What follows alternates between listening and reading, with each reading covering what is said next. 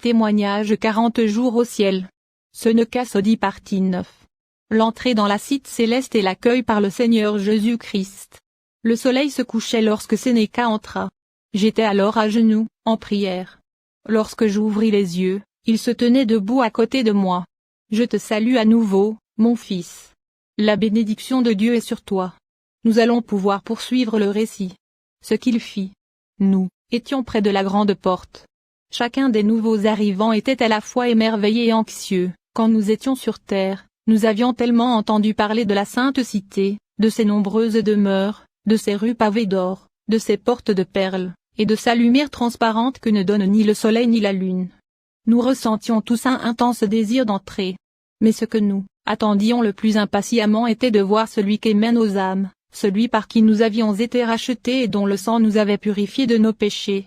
On nous avait déjà dit qu'il nous attendait près de la porte, dans l'un des palais, et que le grand livre de vie serait près de lui, ouvert aux pages portant nos noms. Cela nous remplit d'une réelle anxiété, bien qu'ayant la douce assurance que nos noms étaient écrits et que nous allions recevoir son chaleureux accueil. Bien sûr que nous en étions certains. Sinon, nous n'aurions jamais été amenés par les anges jusqu'au paradis, ce qui était pourtant le cas. Nous avions confessé son nom sur la terre, et nous savions qu'il avait déjà confessé le nôtre devant son Père et devant les anges. Nous étions réconfortés. Et nous savions aussi que nous avions mangé du fruit de l'arbre de vie et bu de l'eau du fleuve de cristal. Alors nous attendions la suite avec confiance. Nous savions que nous avions essayé de lui être agréables.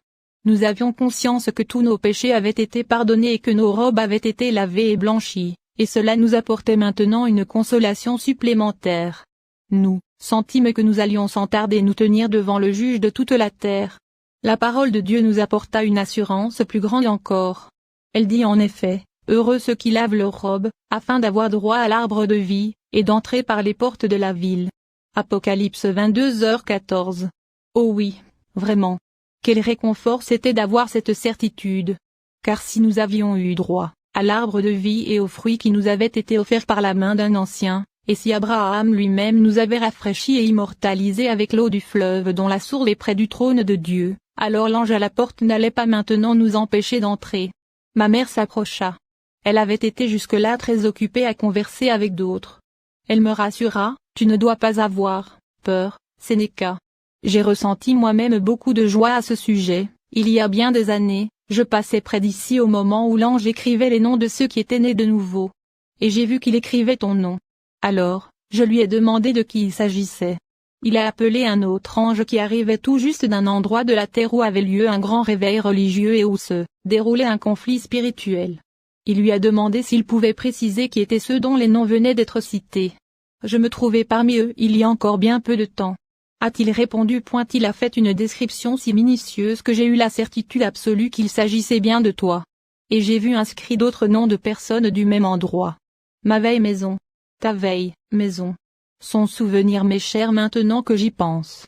Un jour, nous parlerons en détail de ce qui s'est passé depuis que je t'ai quitté. Mon âme a donc été remplie d'une joie immense lorsque j'ai vu ton nom. Et quand l'ange a su que j'étais ta mère, il m'a raconté qu'il s'était trouvé avec toi, et ton cousin que je connaissais très bien, une nuit que vous aviez passé du temps dans la prière. Il se tenait à côté de toi, tard dans la nuit, quand solennellement vous avez fait un vœu.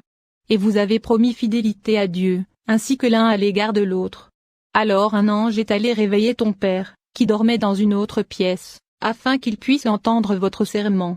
Aussi, tu peux croire que non seulement moi-même, mais les anges avec moi, nous nous sommes tous réjouis, quand ils m'ont apporté la nouvelle. Il m'a parlé également de la conversion d'autres membres de notre famille et de celle de nombreux voisins. Formidable, dis-je. Le ciel a donc de telles relations avec ce qui se passe sur la terre ? Il nous semblait que nous ne savions pratiquement rien là-dessus. Cependant, les paroles de ma mère évoquèrent toute mon expérience passée, les circonstances de ma conversion, mes prières nocturnes, mon travail ardent pour les autres. Les événements auxquels elle venait de faire allusion et bien d'autres, surgissaient à mon esprit. Et leurs souvenirs étaient tels qu'ils me semblaient dater seulement de la veille. Je reconnus combien j'étais aveugle. Je n'ai pas vu l'ange qui était avec moi. Le fait d'être mortel est vraiment un voile épais qui cache à l'œil humain les êtres et les choses spirituelles, ils semblent si loin alors qu'ils sont si près. Je me souvins comment les anges assistèrent Lot et sa famille pour s'échapper de la cité condamnée de Sodome. Pourquoi n'assisteraient-ils pas les âmes dans le combat difficile qui suit le salut? N'est-il pas écrit, les anges sont des esprits au service de Dieu, envoyés pour exercer un ministère en faveur de ceux qui doivent hériter du salut? Hébreux 1h14. Nous étions maintenant en train de passer sous la porte massive de Juda. Nos cœurs étaient remplis de joie, car nous allions voir de façon imminente celui qui mène aux âmes. En franchissant la porte, notre regard découvrit la scène la plus magnifique qu'il nous ait jamais été donné de contempler auparavant, sur terre et dans les cieux. Il est impossible au langage humain de donner une description. Dire que les rues étaient d'or pur, ou de verre transparent, pourrait peut-être donner la meilleure comparaison avec quelque chose de connu. Les grandes avenues qui partaient de la porte semblaient conduire jusqu'au centre de la sainte cité. Sur notre droite, nous passâmes entre des colonnes gigantesques, prodigieuses, faites d'une pierre précieuse qui brillait d'un éclat n'existant qu'au ciel. D'énormes dômes et d'immenses voûtes nous surplombaient. Mais il n'y avait aucune ruine. Pas même la moindre détérioration. Pas le moindre signe de vieillissement ou d'ancienneté. La lumière, du côté de ce palais, était excessivement intense. Notre Seigneur Jésus s'avança à notre rencontre pour nous accueillir. 12 légions d'âmes, débordantes de bonheur, avaient maintenant franchi l'immense porte et se tenaient devant notre roi. On ne peut décrire la gloire et la majesté de son être. Le disciple bien-aimé, sur l'île de Patmos, a essayé d'évoquer la gloire de son aspect quand il s'est révélé sur terre. Il était vêtu jusqu'aux pieds d'un vêtement flottant ceint d'une ceinture d'or. Sa tête et ses cheveux semblaient blancs, comme la neige, et ses yeux étaient comme une flamme de feu. Ses pieds étaient pareils à l'airain ardent. Son visage était comme un soleil à midi. Dans sa bouche était une épée aiguë à 2 tranchants. Il avait 7 étoiles dans la main droite. Apocalypse 1, 13-16. Mais quand les disciples le virent sur la montagne de la Transfiguration, 63 ans auparavant, ses vêtements brillaient alors comme la lumière et son visage avait l'éclat du soleil.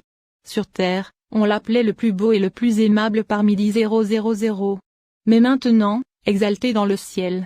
Les mots sont trop fades pour exprimer société anonyme.